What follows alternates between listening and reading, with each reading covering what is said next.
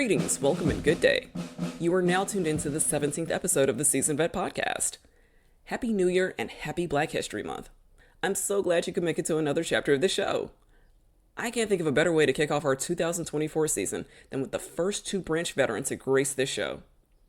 Sergeant Ronnda Cooper joined the U.S. Marine Corps in 1998 as the first woman in her family to enlist in the armed services. She did this with the discouragement of her grandmother, a college graduate and school teacher. Well, less than 2 years later, her grandmother became one of her biggest fans and supporters of her decision to join the Marine Corps. As you can imagine, anyone who joined the Marine Corps in 1998 was likely still in the service following the attacks on September 11th. And that's exactly what happened.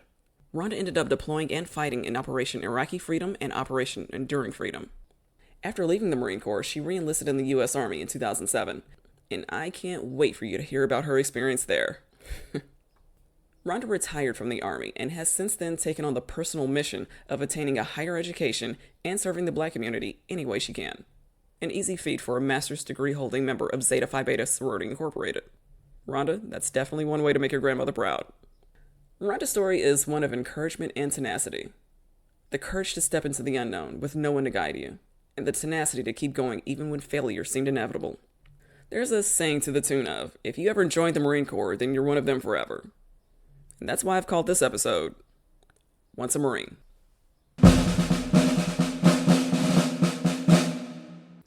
Friend! Hey! Hey, how's it going?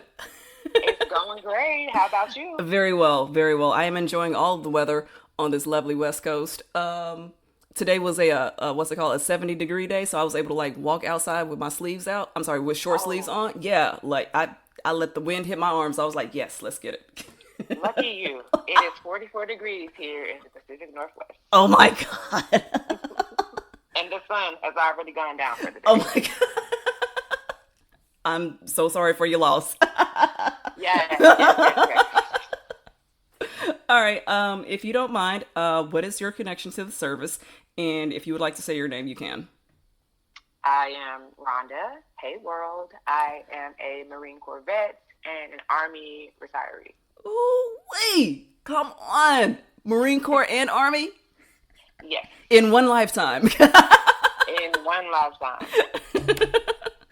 I went into the Marine Corps first. I did 8 years in 1 day, and then I joined the Army after working as a sheriff deputy back home in Chesapeake, Virginia.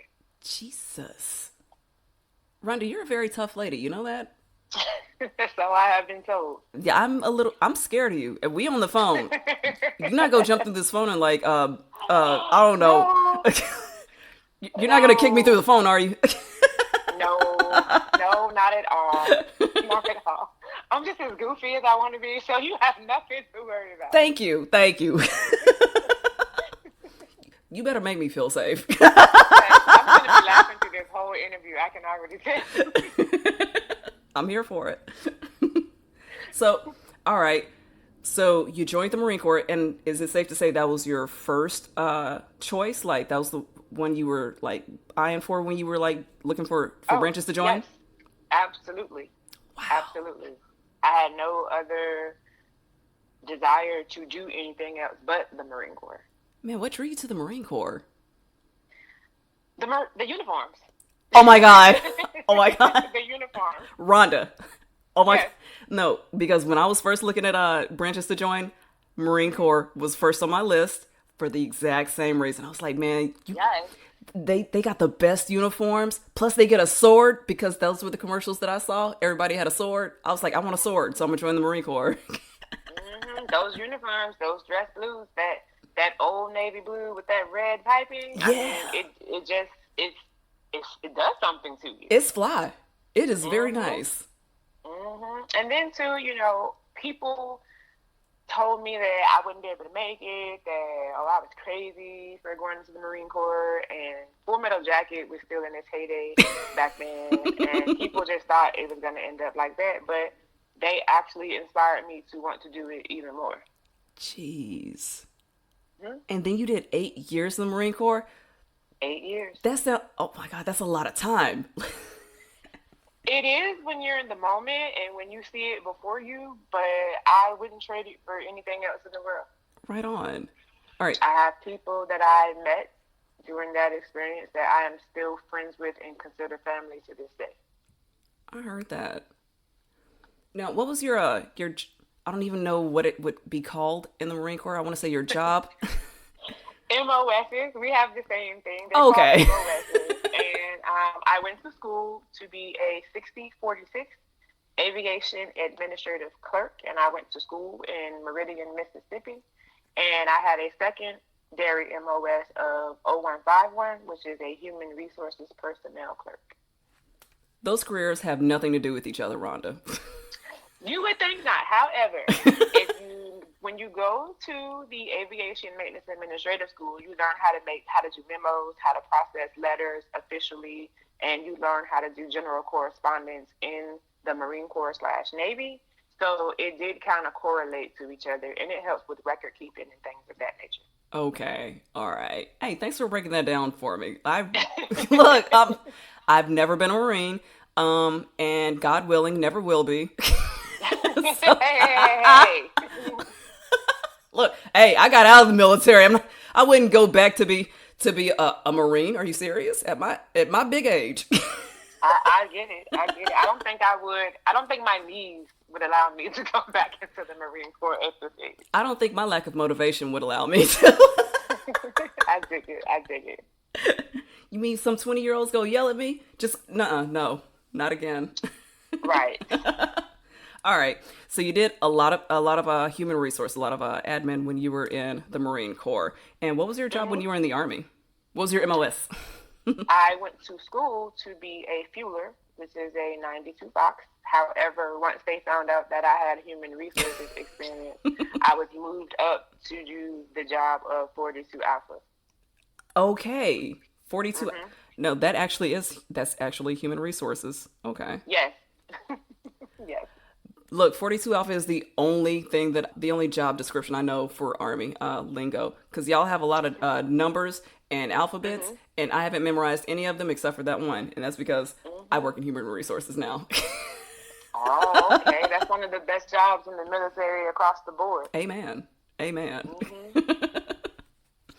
All right. So, Rhonda, how do you feel about your time in uniform? Does any particular time period stand out? Boot camp definitely stands out, or basic training. Of course. And also when we went to Iraq in 2004. Ooh. So that was an experience. Wait, you're a war veteran? Yes. Yo. You're a Marine Corps war veteran?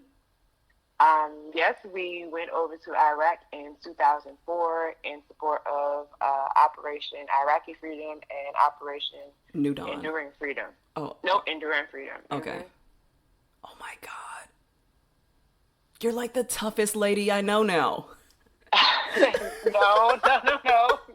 Oh my God. No. Wow. I'm in awe. All right. Nope, I'm just Rhonda. Sure, Rhonda. Sure. You don't get to say all of that and be like, well, I'm just... No. Because I heard the story. If you don't mind my asking, how long were you over there for Operation Iraqi Freedom and Operation Enduring Freedom? So we were over there from August of 2004 until April of 2005. Long enough. Plenty of time. Mm-hmm. Oh, man. Mm-hmm. And you were actually in Iraq. Yes, we were at an airbase called Al-Assad, which is 80 miles, I believe it's southeast from Baghdad. It might be. I'm not gonna check you on this. You can say anything you want. You can be like, yeah, it's right outside of New Jersey. I'm not gonna look at a map. I believe you. Yes, it was so long ago. So, I believe, it's in Iraq, and it's a little closer to the Syrian border, if I remember correctly. It was so long ago. No one is checking you on this, Rhonda. On God. Are you kidding? We're not about to check a Marine Corps veteran on geography. If you say that's where it is, then that's where it is. Might get lost. You might need to check us, because some of us might get lost. That's how we ended up there. Lord. Boot camp stood out, and your time serving in the war stood out. And those are very legitimate times to have stood out. My goodness. Mm-hmm. Does any time in the Army stand out to you?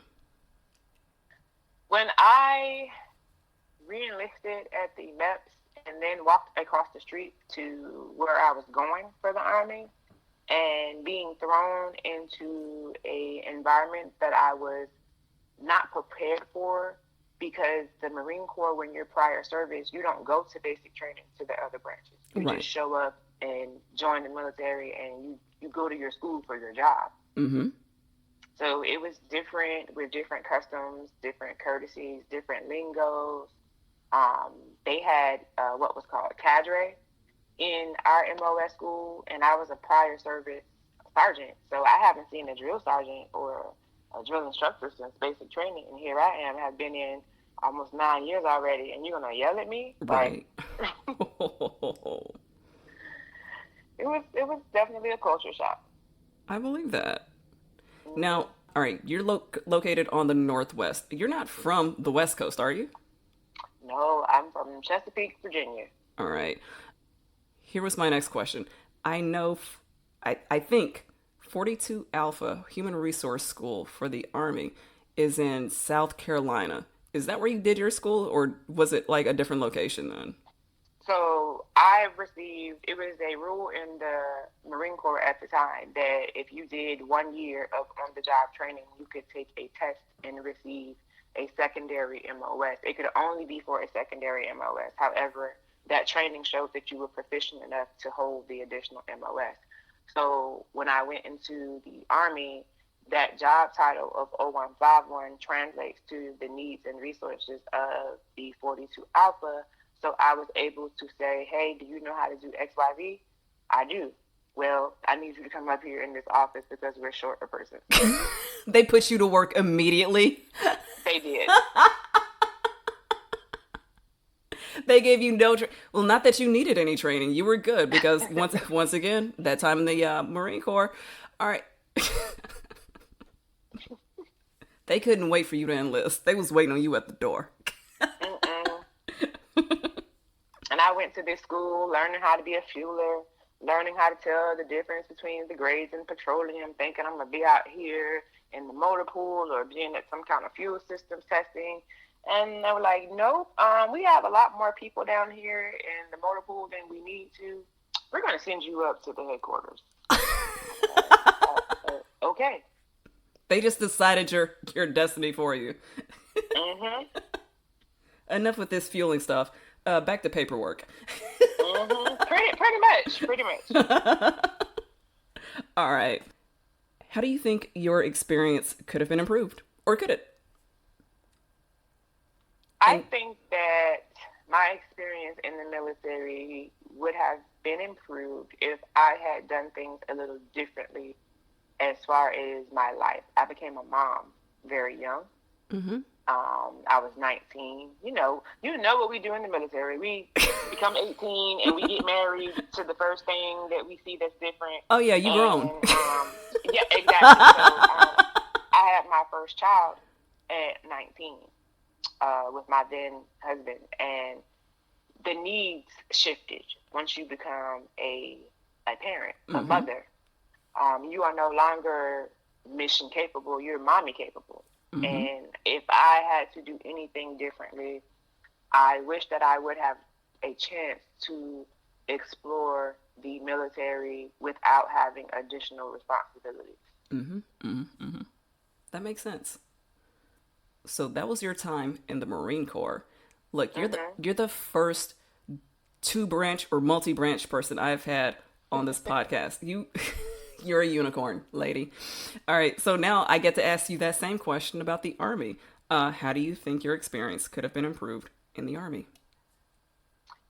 Oh man, just pure ignorance. I was very ignorant to the ways of the Army, and for me, it was a culture shock because I came from the ultra rigid, Marine Corps to the not so rigid, but we still are a branch of the military Army, and it was just, I think I needed to process that whole thing, and my health started getting worse. I started developing migraines after I had a mild TIA, and I just didn't get to experience the Army as wholeheartedly as I wanted to, Mm-hmm. and I didn't have the knowledge to effectively combat that.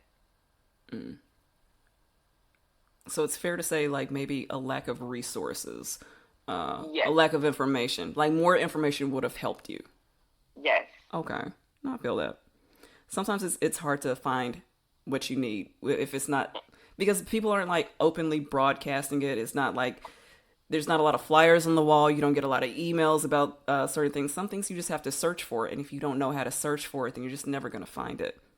hmm I get And that. then, being aligned with people who have experience and who have knowledge, and like having, a village to help you navigate it. I was Mm-hmm. out here by myself, and I had one person at that time that I met the day I came into the Army that tried as best as possible to help me navigate it. He took great care of me.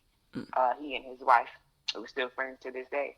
However, he was in a totally different environment. He actually was working in our MOS, and so it wasn't the same experience. Tell me about a time you experienced something, either good or bad, that you know to be unique to you because you are a black woman. Mm. Good or bad. Sometimes good things happen. Many times bad things happen because you are a black woman.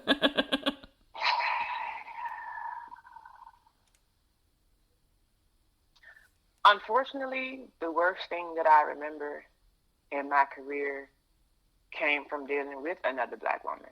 Oh, wow. I hate hearing stuff And like that, but I know it happens. yeah, No, go ahead. and more times than not, when those experiences happen, it's due to another man involved in the situation. And one of my most jarring and defeating experiences is my staffing COIC at the time decided that whatever was going to happen at my job, I was always going to fend for myself because of a relationship that she was in where she felt threatened. Wow. Yes. Wow.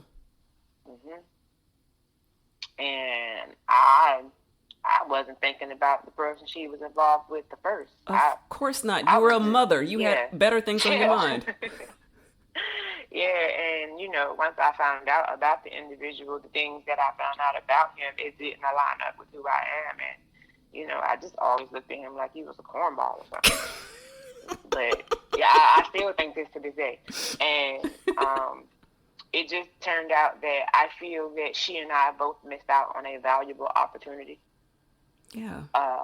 Her to teach me, and me to learn from her, because of a battle that we were engulfed in, and it was one-sided. It was stupid. Right. So that is I think that's the worst experience that I've had, specifically being a black woman. That's awful.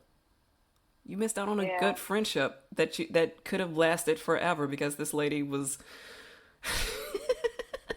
Mhm. Mhm. acting up for no reason. Dang. I hate that. I hate But that. then at the opposite end, I was going through a divorce with my husband at the time, and I was feeling like really low, like in a bad place. And I met a young lady who was a reservist, Mm-hmm. and they got activated to come while I was on maternity leave into my workstation. At that time, I was by myself because my then husband was he in Korea, Japan? He was somewhere. I don't even remember at the time. He was somewhere. And as I was going through a divorce, I was kind of experiencing like postpartum depression and stuff. And this young lady, another black woman, her name is Cheryl. Hey, Cheryl. Her name is Cheryl Smith. And she's from San Diego, California. And we were stationed at Camp Pendleton. She took me and embraced me as if I was, a member of her family. I love it. I love it. I I met love her it. mom, her dad, her mother, her dad's new wife, her brothers, and they may not remember me, but it was just that she was there for me and made me realize that I wasn't alone, and I felt like I had a big sister. Shouts out to Cheryl. I love you, Cheryl.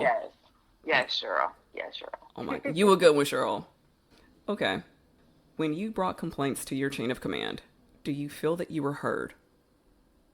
Oh, of course not. Especially if it was a non-Black woman involved in the situation. Mm-hmm. It just, even in the Marine Corps, we're just expected to just suck it up and drive on. Mm. So our complaints were like, okay, we'll look into it. Mm-hmm. And then no one does anything. Ever came about it. So not only were you not hurt, but you were also just not taken seriously. Right. Man, this is a side question, but to the best of your knowledge, as far as you could see, were there more Black women in the Marine Corps or in the Army? Just where you could see. And I know you can't answer as a whole because you didn't see the whole thing, but... The Army. Okay. The Army, definitely. I'm seeing more Black women Marines now, but when I was in, no, the Army, definitely. Makes sense. You know, I figured that was going to be the answer because, all right, number one, the Army is bigger. True. They have the best recruiting. They are everywhere. They're like roaches. We're not going to let them talk. We're not going to talk about the Army like that. They're good people. Not roaches. They are everywhere. They are. There's not a recruiting station in existence that doesn't have Army presence at it. True. No, true indeed. I'm sorry I called you Battle Buddies Roach. I'm kidding. True indeed. All right, how about ants? No, I'll take it back. Back. Ants, yes. Ants are very hard workers, so yes, we're going to say ants. Y'all like ants. Y'all always into something. In the beginning of your career, when you needed guidance and mentorship, were those resources provided for you, or did you have to seek them out? And I'm going to ask you this for the Marine Corps and the Army, because you have granted me the privilege. I'm going to say yes. And I'm going to say yes because I had great recruiters. Okay. Wow. In the Marine Corps, yes, I had great recruiters. Wow. And, my recruiting station was full of Black male Marines. Okay. And they took a special thought and care into preparing not just me, but all of the Black women who were coming through, and made sure we got they made sure we had great jobs. They made sure that we were visited by women drill instructors to prepare us for what we would be going through. Nice. They actually came to my house and helped me pack up my bags and went through the list, and they came down to visit me while I was in basic training. What?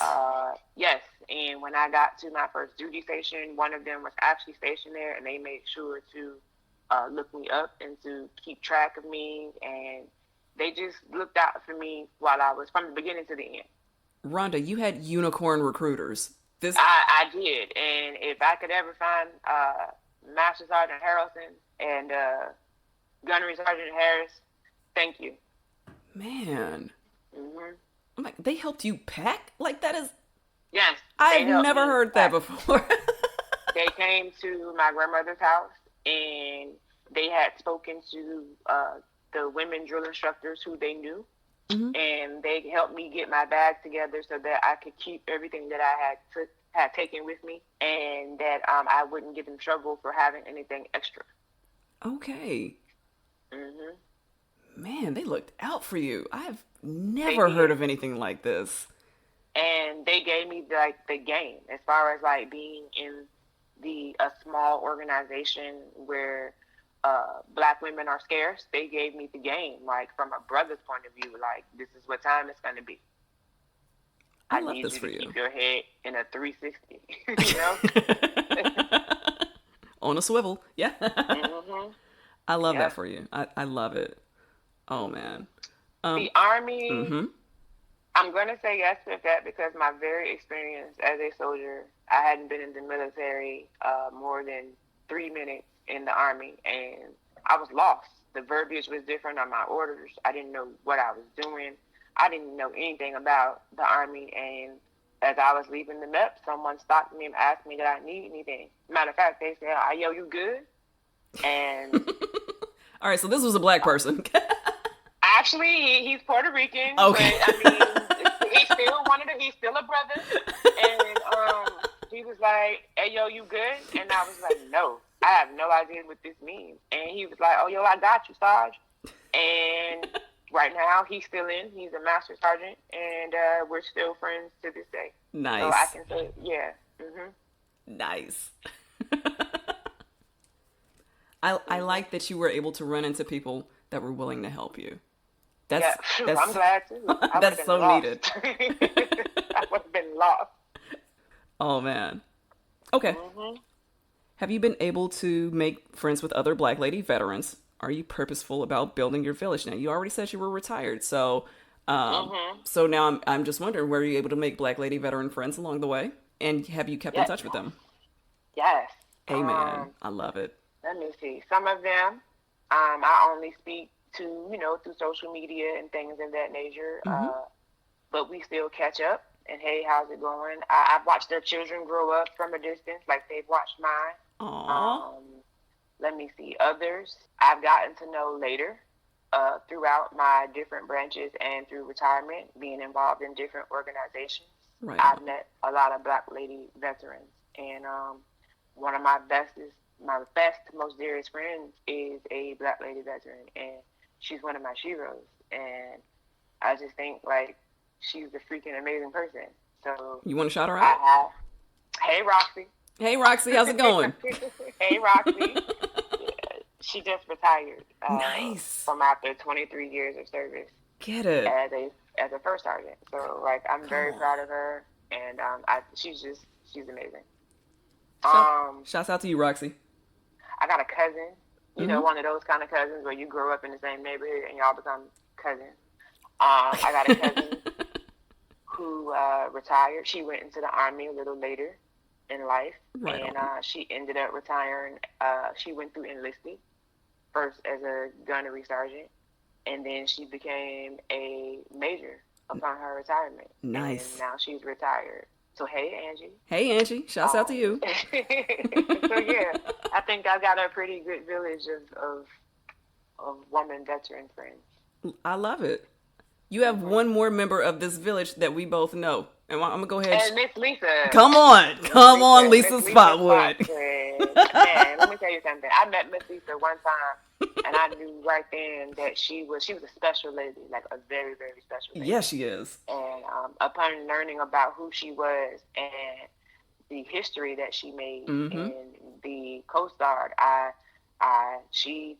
that's one heck of a lady. Who you telling? I know. That's one heck of a lady. And thank you, Miss Lisa, for putting me on to this podcast. And thank you, Lisa Spotwood, for introducing me to this very tough lady. Yeah, thank you. Absolutely. Oh, I'm sorry. I forgot to ask you this at the top of the interview. Are you the first woman in your family to join the service? Yes. Nice. I am the first woman in my family to join the service. Nice. Both my grandfathers were Navy. My great uncle was Navy, and I'm the first woman. And my daughter is now serving. Nice. In the United States Army. Nice. Very nice. Congrats. You are making waves even in your own family. Heck yeah. Thank you. I really appreciate that. Absolutely. Now, Ronnda, tell me a war story. A story where you were tested, but you came out on top. Make sure you're the hero. We want to see you win. The very first one that comes to mind was on December 18th, 1998, standing on a platform with about 300 other Marines and receiving that Eagle Golden Anchor. And the reason why I chose that is because my family even was like, you can't do it. You weren't going to amount to anything because you're a Black woman in the military. Damn, your own family? And, yeah. We come from a family of educators, and my grandmother at the time worked at Norfolk State University, Behold. And that's where it was expected for me to go. I'm the first grandchild. And instead of being able to articulate her hurt, she thought by telling me I wasn't going to do it, it was going to dissuade me. Mm. But she ended up being one of my biggest fans. Of course. After I became, one of my biggest supporters. Her and my mother. It was a contest to see which one was more proud. But it was a source of contention, and just being able to receive that Eagle Below the Anchor and to hold the title of United States Marine, I joined a very, very small club at that time of women, Black women, who had accomplished that feat. And that is one of my greatest victories. I know that's right. Rhonda, you better turn your haters into lovers.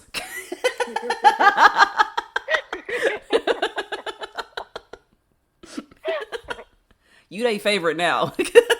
Right. They can't stop talking about you. They like, hey, right. have you met my baby, Rhonda? Two yes. branches of service. In Iraq in 2004. Yeah, she did it all. That's my baby. She did that. yes. And I'm glad, because I guess they realized, that I'm going to do anything I put my mind to. I know that's right. And once they saw that I was serious, then they had no choice. You either going to support me or you're going to sit back and watch me and still be sitting there watching. So they decided, you know what? They supported me. And my mother, she eventually told me that it was because she was scared. Yeah. And, my grandma was scared, and they thought that it would deter me and it would keep me safe. It was out of love. It was out of love. I get it, but it still made me want to do it even more. Good. You did everything you were supposed to do. I sure did. Do you feel that the way you were treated improved with rank? Yes and no. Yes, because, I didn't have to do the dumb stuff anymore. Mm-hmm. I was in charge. However, oftentimes as Black women, when we're in charge, we have to show up and be bubbly and nice and just to prove that you're not angry. Right, like we're not the angry Black woman. Mm-hmm. And it's hard to be in a commanding position, especially with white males. Right. Not to be perceived as the attitude having Black woman. And you can't be nice because then, this is how she gets ahead. And you can't be too friendly. You can't even be a jokester. You can't even be yourself because you're going to be either ghetto or you're going to be, it's just so much that no matter what rank you are faced with people's opinions of you. So many standards. Standards that only we are held to. Yes, and let's not even talking about hair and, nails and grooming standards. It's like... We're in a league of our own with rules against us. Yes, exactly. And rank doesn't save you from that. No. In fact, it gets worse as you get higher up because your now eyes are on you. Yes, your network becomes smaller. When you're a private, well, there are 10 other female Black women privates in your organization, but there's only one female Black Sergeant Major in every unit on the base. You have to fight harder when you achieve more rank. Understood. Now, has there ever been a tough situation where another sister helped you out, or you helped out another sister? I'm going to go back to Cheryl. Come on, Cheryl. Cheryl. I don't know where I would be at that point in my life without Cheryl. If I can find Cheryl on Facebook, I'm going to drop this one in her inbox. She needs to hear this. Yes. Her name is Cheryl Smith on Love Facebook. It. And the reason why I say that, they teach you as a Marine that you can be feminine, but just enough so no one can say bad things about you. Hold on. And you joined at a time, you joined before Don't Ask, Don't Tell got dispelled, right? I did. Yep. So you had more standards to uphold. You had to be a woman, but not a woman of the evening. Exactly. So you could be feminine, but just enough so that it was weird. Right. Just enough to keep those accusations away from you. Yes, and then me, I wore my hair short most of the time. Because number one, when it was long, you got to keep it in a bun or a braid, and that damages your hair. So I kept it short. It was easy for me to just get up, comb my little wrap out, my little Tony B haircut out, and go. Yep. Or to have my little Caesar cut and just brush it in the morning with my cap. Well, because you don't want to talk to the men and you don't want to be considered easy, they call you otherwise. You're considered a dyke or anything else. But then I meet Cheryl. First off, she looks like some more. Like, if you see her, she the comedian? The comedian. Back in the day with that short little haircut, it's always slick. It's just wrapped perfectly. Yes. She still got it like that. Yeah. Okay. Cheryl was cute in her uniform. She always smelled good. Get it, she Cheryl. Didn't wear makeup, but she just put on some lip gloss and some mascara. Her nails were always done. Like, Cheryl was a diva. Get it, Cheryl. And so meeting Cheryl is like, I'm always gonna look good, honey. I don't care what these people say about me. I'm gonna wear it, and I'm gonna wear it well. So Cheryl helped me at 21 years old. She was a little older, to tap into my inner diva, to tap into my femininity, and to not let some of these standards that were created for us, kind of box me in. Get it. She helped me be a fierce Marine. I heard that. Also, you joined very young, so like you had a lot to learn anyway. So she was just there teaching. Yeah, she was just there teaching you like things that you needed to know as a Marine, as a lady, as a Black lady. Yeah. All right, Cheryl, you good over here? Yes. Shout out to Cheryl again. All right. Ronnda, can you tell me something you wish you had known before joining the service? I wish I had known the toll it would take on you physically. I wish that I had known that most people, when they join the military, are still little kids with big responsibilities. You're in charge of multi-million-dollar assets and multi-million-dollar pieces of equipment, and you get a paycheck that at most of us at 17 and 18-year-old can only dream about. I wish that I had been more responsible and to tap in some knowledge about how to live while in the military. Okay. When I say how to live, you're given a paycheck on the 1st and 15th, but nobody actually sits there and tells you how to pay your bills and to maintain that paycheck and what to do with it. So after you pay your bills, you go into a savings account. We go out, we buy chargers. We try to floss with the latest stuff. We got access to the PS. We go get because y'all are children. Right, we're children. And you just give money to children? Exactly. We go out and get star cards. We go out and we just do the thing that we have children. We just go out and do grown-up things like we're still actually kids. You treat yourself to Christmas twice a month, on the 1st and the 15th. Exactly. And what I wish going into the military is that you are just dropped into the world and you're expected to figure it out. Yeah. I wish I would have asked more questions to people who I knew were in the military. I wish that I would have paid a little more attention to those people to gain an understanding of how you actually live while you're in the military. Things that eventually came with age. You just wish you had known them sooner. Yeah. Yep. Yeah. You said you wish you had asked more questions. There's a very good chance you didn't even know what questions to ask. And I didn't. Yeah, babies. I didn't. You're a baby. I just knew that I'm getting paid on the 1st and the 15th, that all my bills that I'm responsible for is on allotment, so they're going to come out before I even see them, and whatever I got left, we ball out. We go to the E-Club, and we go shopping. Go to the PX. Yes, we go to the Class 6. We throw barracks parties with the rest of our paycheck. Oh, Lord. Yeah, that's what we do. That's what we do. A barracks party. Look, hey, no shade, because I know y'all was kids, but I bet it smelled like Doritos. Probably smelled, it was a bunch of sodas everywhere. You had cigarettes. You know, some of our friends were 21. So Oh, okay. Oh, so there was liquor too.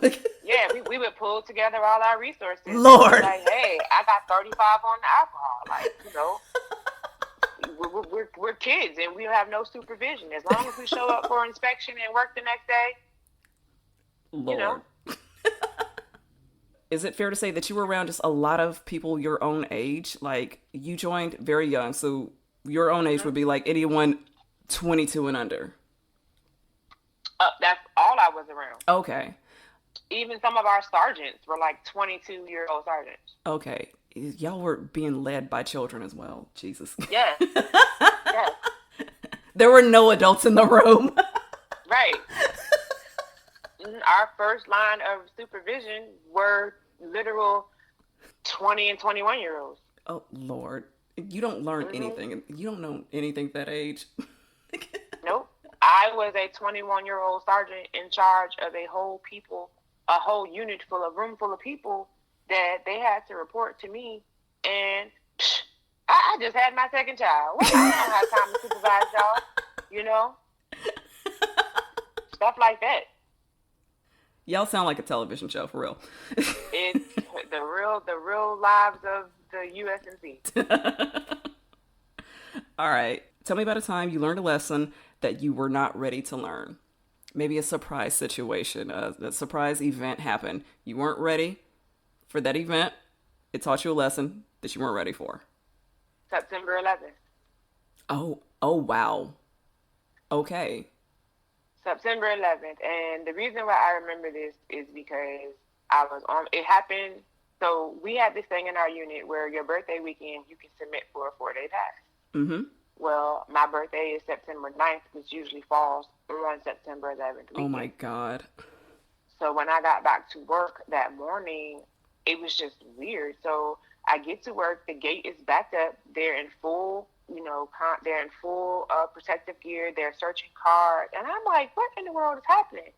But because we're in Camp Pendleton, the service already sucks because of the mountains, but now they've cut the circuit breakers on the base, so you can't get through, you can't have phone calls, nothing is getting in or out. I finally get to my unit, and it is so silent. The silence was so still. Like, what in the world just happened? I still don't know what's happening. I get to my shop, only my staff NCO is there. And I'm like, hey, what's going on? He was like, you don't know? I'm like, nah. Like, I'm sorry. First of all, I'm sorry I'm late. What happened? The gate was back there. Right. And he was like, I know. You don't know what's wrong? And I'm like, no. That's when he told me what had happened with the Twin Towers, because we were 3 hours behind the East Coast. So it happened during the time where I was on my way to work. Wow. For the first time in life, I saw how people can come together in grief, but simultaneously be torn apart by ignorance. It moved me in such a way that you see it's so solemn because people are realizing what's happening. Yeah. And for a brief second, everyone had gathered and, everybody was in one place trying to comfort each other and, But as soon as I think that the solemnness wore off, it created a divisive energy where people who you had just had barbecue with the week before were now turning into people you didn't know existed. That particular 48 hours lifted a veil. I believe I have to say it's a veil. Lifted a veil off that, I guess, because they teach you so much about brotherhood and one team, one fight, and we're a family, that you forget that people are individuals before they come into the military. Mm-hmm. That taught me that the same person you can call your brother or your sister can change based off of a belief. It did something to me. I lost faith in the God country core thing that they, like we're supposed to all be bound by this elite accomplishment of being Marines. I saw racism reveal its head and prejudices reveal its head, and where our smoke pits were once filled with everyone, now only certain groups were meeting together at certain times. It was at that moment I guess I realized what America was really made of. It's a real eye-opener. A real eye-opener. That was the first time that I realized that, wow, I've really been putting my blood, sweat, and tears into this, and this is not what this really is. And so it became a job to me. I went to work, I did my job, and I came home. Whereas before, I lived the Marine Corps. My family used to call me Sergeant Slaughter because I was just so gung-ho. Like, I had so much pride in the Marine Corps. And I just felt like the Marine Corps was like the Band-Aid that America needed. Like, the Marine Corps was just the one thing that would be, I guess, hidden from the things that happen in the world. Mm-hmm. You know, like, because we would all be bonded by this thing that we're Marines. And it did something to me. What year did you join the military? I joined the Marine Corps in 1998 as part of the delayed entry program. I did my initial enlistment March 5th, 1998, and I shipped off to boot camp after my 18th birthday on September 21st, 1998. And what year did you join the Army? I joined the Army in 2007, August 9th, 2007. Why do you remember these dates so well? Don't answer that. I already know. It's the Virgo energy. Look, as soon as you said your birthday, I was like, she's one of us. Yes. The great thinkers of the world, yes. Look, and I'm going to cut this next part out if you don't give me the right answer, but hey, are you a Beyonce?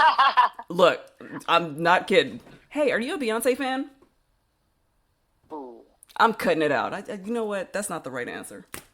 So, I respect her artistry.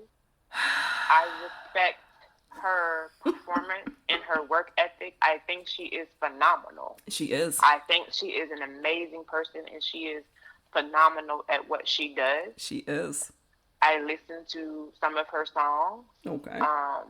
Some of them, sit with me. However, my favorite Virgo is Michael Jackson. I'm cutting this interview right now. I'm sorry. How dare you, Rhonda? In my face. Well, I mean, not my face. In my ear. My favorite Virgo is Michael Jackson. Wow. Really? Mm-hmm. Yes. Rhonda, that's an August Virgo. We are September Virgos. We don't like those people. He's on the cusp. So. He's not close enough to the cusp. There's no hope for him. He was like the 29th. That's not even. No. There's like 30. That's the end of August. He's right there. He's in the week of September. No, stop it. Don't you justify this answer. I cannot believe you right now. There are so many other Virgos you could have said were your favorite. Beyonce should have been number. My favorite is Taraji Henson is my second. Yes. I love Taraji Henson. Yes. Good answer. Good answer. I think she's an amazing example of a Virgo. Jennifer Hudson. Let's see. Jennifer. Wow. We're just going to hate on the whole Dream Girls crew? Really, Rhonda? In my ear, you would do this. I believe Jennifer Hudson has amazing talent. Wow. I do not know her to say anything else about her, but I do think she has amazing talent. You are a September Virgo. I am naming nothing but September Virgos, and you shooting us down. You know what? You're a self-hating September Virgo. I love September Virgo. I love September Virgo. That's 2/3 of the Dream Girl cast that you had a so-so opinion about. Hey, what do you think about Anika Noni Rose? I love her. Finally. She's very talented. My goodness. I think she is very, very talented. The gentleman I told you about earlier, Mr. Jerry Gaines, he's a September Virgo. Okay. Yeah. Love it. So he's also one of my favorite Virgos out there. I think we have another favorite Virgo in common. You may love her more than I do because she's an August Virgo. I love her, but I would love her more if she were like a week later. Lisa Spotwood. Okay. Of course. She starts off the epitome of strong, vivacious Virgo. She starts it off. She does. Zendaya is a Virgo. Who? Zendaya. Okay. Mm-hmm. Idris Elba is a Virgo. Okay. Keke Palmer, they're all up there. I love them. Hey, what'd you say about Jennifer and Beyonce, I respect their artistry. I respect their artistry. That's how I feel about the people that you just. I respect their artistry. Mm-hmm. Yeah, yeah. Mm-hmm. They're very talented at what they do. They're doing their job very well. Yes. You know what? I'm not editing any of that out because the world needs to know how you feel about Beyonce and whatever repercussions The world can know. I think she's a phenomenal artist. Thank you. She definitely has songs in my various playlists. Come on. I did not go to see her in tour. However, I will go see her movie. All right, all right. I'm just not a member of the Beehive. I do respect her artistry. I love her music. I love the businesswoman that she is. I believe she's a total boss. That's how I feel about Idris. He is a phenomenal businessman. Yeah, he's a boss. Yep. That's how I feel. That the way you feel about mine, that's how I feel about yours.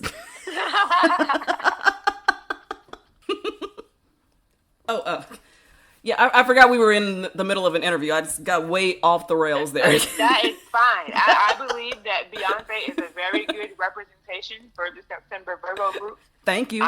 Thank you. You know, her and Beyonce. I mean, her and Taraji P. Henson. Agreed. You know, yes. I would love them to continue to be the delegation representatives for the September Virgo. I'm totally all right with that. Same. I feel that. Yes. Finally, we agree. They are our representatives. All right. Oh, okay. You are fun. You said that you were gonna. No, you said this was gonna be a lot of laughs. You were right. All right. You retired from the Army. What year? The Army. I was medically retired in 2011. Okay. And if you don't mind my asking, what rank were you upon retiring? I was a sergeant in E5. Get it? In the Army. Do you feel that you were a better leader than the ones you were able to grow under? In some instances. Okay. In some instances, I lacked wisdom. Okay. In some instances, I was not mature enough because I was young. And decisions that I would have made at 21, I know now that they weren't exactly the best decisions. I think I was a better leader because of the time period that I came in.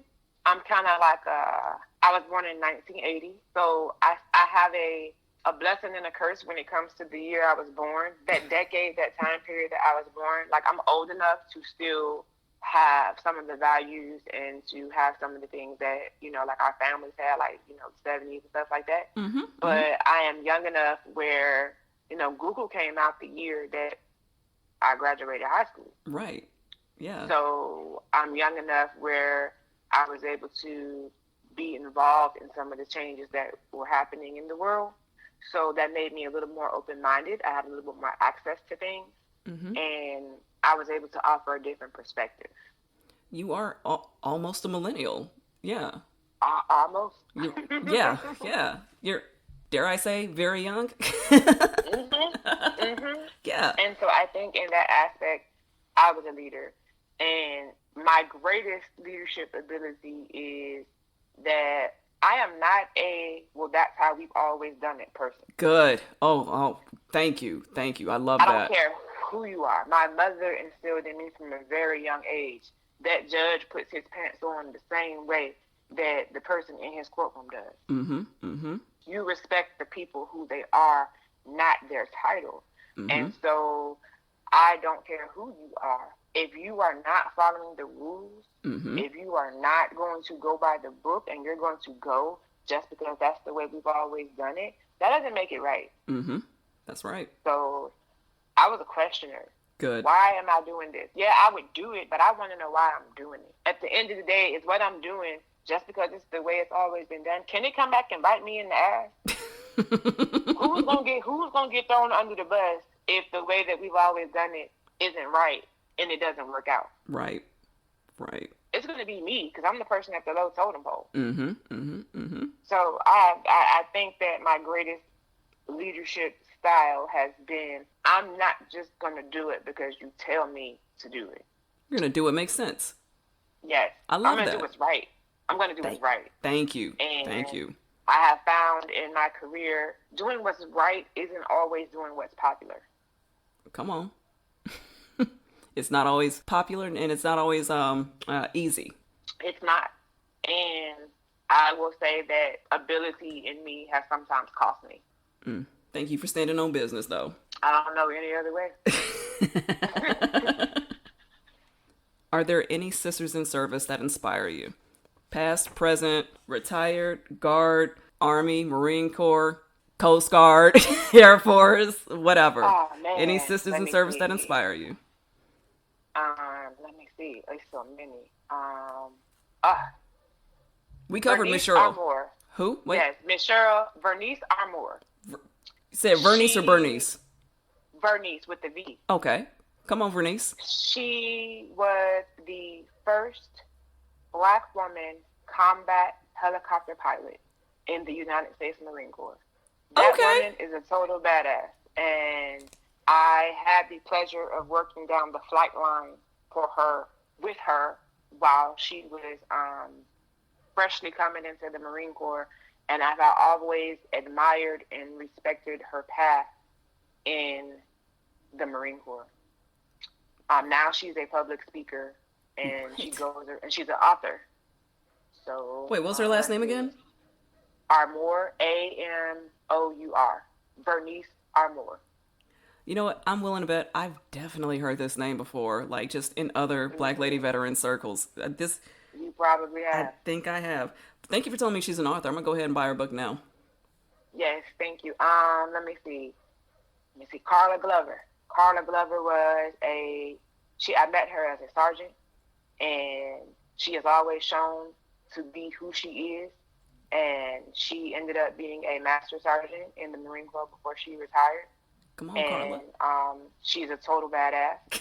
Of course. Let me see. Look, if she's a master sergeant in the Marine Corps, yeah, she's a badass. You ain't got to tell me, Rhonda. I know what a badass sounds like. And the reason why I think she's a total badass is because Carla suffers from migraines as well. And a few years ago, Carla, she's an avid motorcycle rider, had a devastating accident when she got a migraine that took her out. Ooh. And she was riding her bike, and she had to totally learn how to just function again. Wow. And to see her today, you would never know. So I think she's a total badass from that. She is. My friend, Shakara DeVos, as always, I just totally think like she's just the most amazing person in the world. Shouts out to Shakara. She was in charge of the Pacific region MEPS, and she was always gone. But in spite of her being always gone, she has 3 amazing children. She's been to college. She has an amazing husband, and she's involved in so many organizations that she just has a true lifestyle of service. Love it. Let's see. Love it. My cousin Angie. Come on, Angie. She joined the military, and she had gone through some things in her life as a young adult. And she just said, you know what, I'm going to have a better life for myself. She just kicked the military's ass. Now, what branch did Angie join? She joined the Army. Okay. Tessa Jones. I met Tessa through an organization that we were both a part of, and Tessa is an Air Force veteran, and she's a Black woman business owner. She owns a skincare line called Akasha Be Well, and all of her ingredients are 100% organic. Yo, you have to share the link with this to me so I can promote her. I sure will. Thank you. I sure will. A Black lady owned business. I need to promote that. Yeah. Yes. And she is a spider mom. She has these tarantulas. What the? Hey, you could have left that out. What the hell? Yes. She has tarantulas. And, did you say spider mom? Yes, she has tarantulas. And why are you? Yep, Penelope and Persephone. Don't be telling me that. I'm not gonna pet them. What the hell? I mean, you mean in case I ever meet them? Yes. And she's really into their care and learning about them. And she even went if she don't take care of them, guess what's gonna happen? I mean, of course, yes. But it's been such a it's been a totally cool thing learning more about tarantulas on a level where most people have pets like cats and dogs. And she's just so sweet and gentle with them, and she talks like Tabitha Brown. She's very, hey sweetheart, how you doing? She's got that soothing voice. Yes. So Tessa, T. Marie Hannibal, and she is a retired gunnery sergeant in the Marine Corps. We have never met in person. However, she is an advocate for medicinal marijuana for veterans. Get it. She is in school right now, I believe, to get her degree in marijuana, something dealing with marijuana for veteran research. And she wrote a book called The Warrior Code. Hold on, The Warrior Code? The Warrior Code, yes. And I hope that I have not missed anyone. But those are some of the women who personally have, made an impact in my life in one way or another. Of course, Cheryl. I would be remiss if I didn't mention Miss Lisa again, because I wouldn't be here without her. I am so grateful for my village. I am so grateful to have encountered and interacted with those women that I have named. And you have an amazing village. I love this for you. Thank you. I thank God for them every day. Absolutely. All right, I'm getting 2 books after this.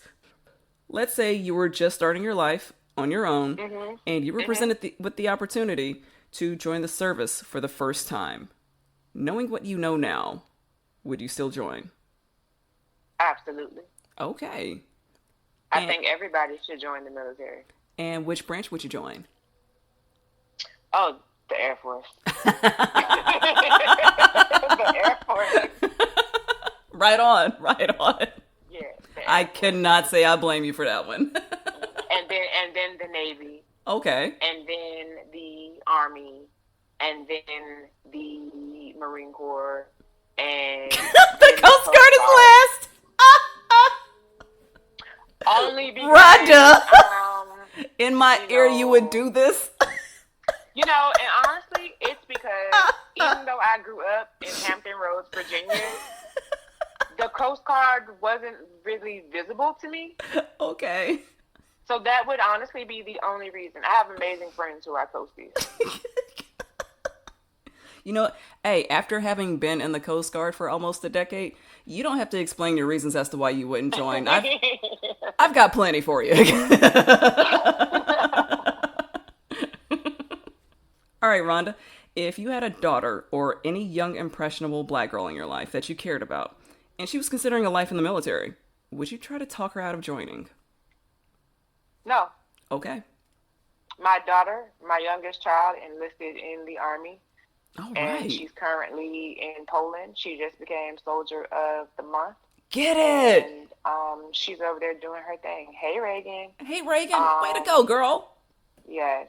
And so what I will say is that the reason why I did encourage her to go is, number one, Shakara.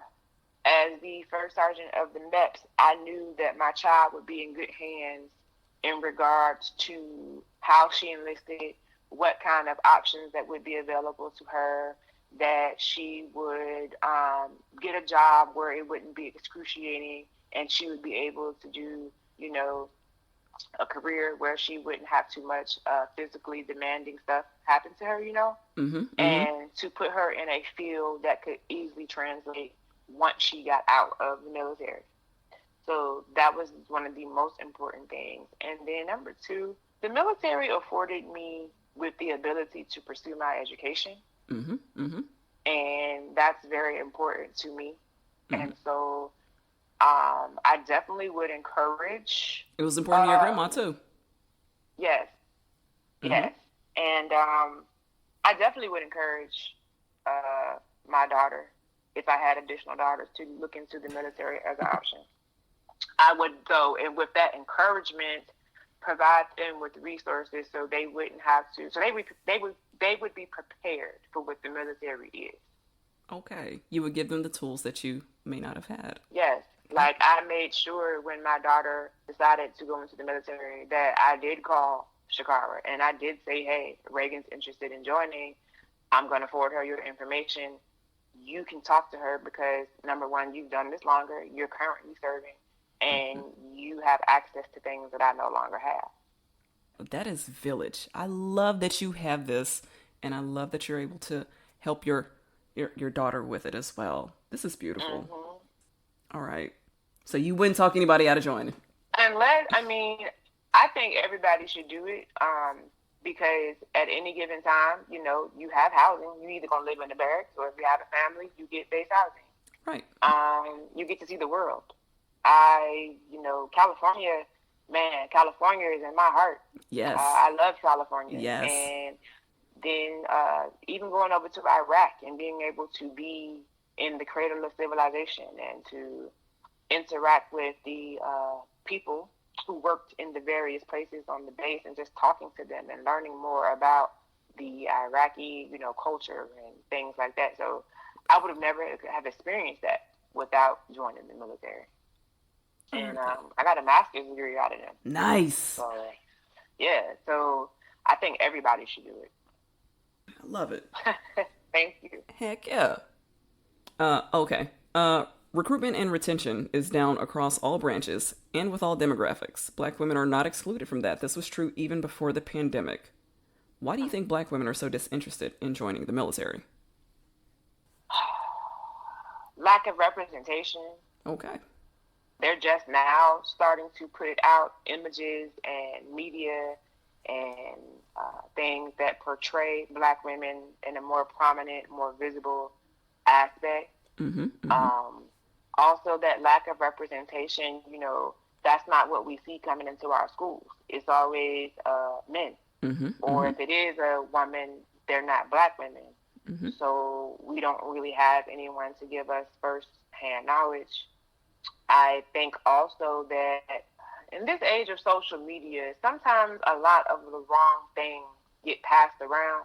A lot of people think that joining the military, it makes us, modern day slaves, They think that we shouldn't be serving a country that treats us in the manner that they have treated us in the past. Well, hey, the military has been great to me. I'm a little, my knees hurt sometimes, I'm a little, I creak a little bit when I'm getting up and down, but the military. But you're getting a check for that, right? Exactly. All right. And the military has afforded me things, and my children now are eligible for my veterans benefits that I would never have been able to do or provide without the military. But in social media, you always see the worst. You see some good stuff, but you see things like, the girls online, they're, all they're doing is twerking in uniform and they're out of regulation with their hair and their nails. And you tend to see a more ratchet image of the military than what it actually is. And you've seen people twerking in uniform? Yeah, you gotta go on TikTok. I'm on IG. I ain't seen none of it. You're right. I haven't hit up the TikTok too hard. All right. It's like military. Some of these new wave military people, people think that that's what that is, and then when they realize that it's not that, they can't handle it, and they want to come home, and then they start bad mouthing it, and they start telling you negative things because of their experience. And when you're in a group of already impressionable people, I wouldn't join if I saw a young lady on TikTok talking about all the things that she endured at the hands of the military. I think that has a lot to do with it, too. I'm going to stay off TikTok just because you said that. All right. If you were conducting this interview from where I'm sitting, what question would you have asked you that I did not ask you? Off the top of my head? Anything. What I missed. What did you want to say that I didn't get around to asking you about? I think you encompassed everything. I had a great experience. Overall, I wouldn't change anything, and I think you hit questions that caused me to reflect on those aspects of my life. So I think we did pretty good. Yo. All right, Ronnda. I see you. I'm trying to stay serious like this whole time. Don't try it. We've already cracked our faces, both of us. This is normally the part where if I was going to surprise you with a question, it would have been like, hey, what's your favorite Beyonce song? But now that we've already gotten off... My favorite Beyonce song is 1+1. Okay. That's my favorite Beyonce song. That's an incredibly respectable answer. Okay, Rhonda, I Yes. see you. And my second favorite song is On the Run with Jay-Z. All right. I see you. Yeah. You know what? You all right after all. I take back all those bad. I take back all those bad things I was thinking about you, but didn't say out loud because I'm a polite person. I take that back right now. You didn't know I was thinking it, but I was. Yes. That is my greatest thing. I think a question that I would have asked you is, how has your time in the military opened doors for you that you wouldn't have otherwise have had open to you? Hey, Rhonda, how? You saw it coming. Don't play. Yes. You knew I was going to do this. Hey, Rhonda, so if I may, what doors did the military open for you that otherwise may not have been open for you? Oh, man. So being in the military. I know you didn't see this question coming. I get it. Yes, of course. Of course, I get great discounts. Oh, okay. Get it. I get great discounts. But in fairness, it has put me in contact with women through a couple of military organizations that get me. They have also given me the opportunity to serve a community that often gets overlooked. It has put me in contact with people that have allowed me to partake in other organizations. Like, I'm a member of Zeta Sorority Incorporated. Okay. And I would not have been a member of that organization if I had not taken my time in the military and got to know people who were already members of that organization that I probably wouldn't have had access to if I were not in the right place at the right time. Here's what I love about this whole interview so far. So far, you've told me that you have phenomenal village from the military, but also you joined a Black lady Greek letter organization, which means you also have sisterhood. You've got you've got village, you've got sisterhood. You are surrounded by Black girl magic all around. I love this for you. I am extremely blessed. I love this for you. Extremely blessed. I love this for you. I love it. All right. Rhonda, is there anything you would like to leave our audience with? Anything you want to promote? Anything you want to tell us? No, thank you. Thank you for coming up with this. Thank you for giving this platform for Black ladies to share their experiences as military women. And I thank you. Absolutely. Thank you. Rhonda, thank you. You have taken time out of your schedule to share your story, to share your energy, and to share a part of yourself with me and our audience. Thank you. So with that, I'm going to say thank you once again, and thank you to our audience for tuning in, and bye now.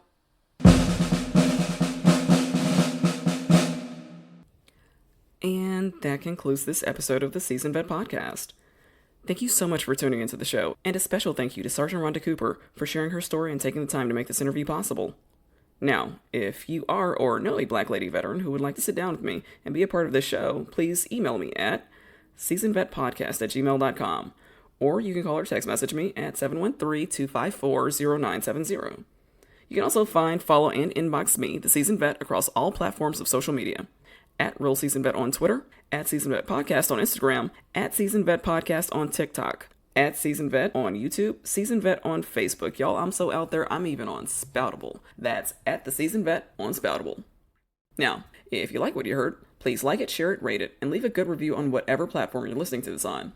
And if you're hearing this episode on the day that it drops, then you're listening to it on February 12th, 2024. Today is the 115th anniversary of the founding of the National Association for the Advancement of Colored People, or as it's more commonly called, the NAACP. You're also listening to this on Arsenio Hall's 68th birthday. Arsenio Hall was born February 12, 1956, and in 1989, Arsenio Hall became the first Black late-night talk show host in history. And if you were alive yesterday, then you know today is the day after the surprise drop of what is likely to be the most successful country album of the year. And that's right. Beyonce dropped a country album, and I can't wait to listen to the rest of it. Thank you again for tuning in, and until next time, fall out.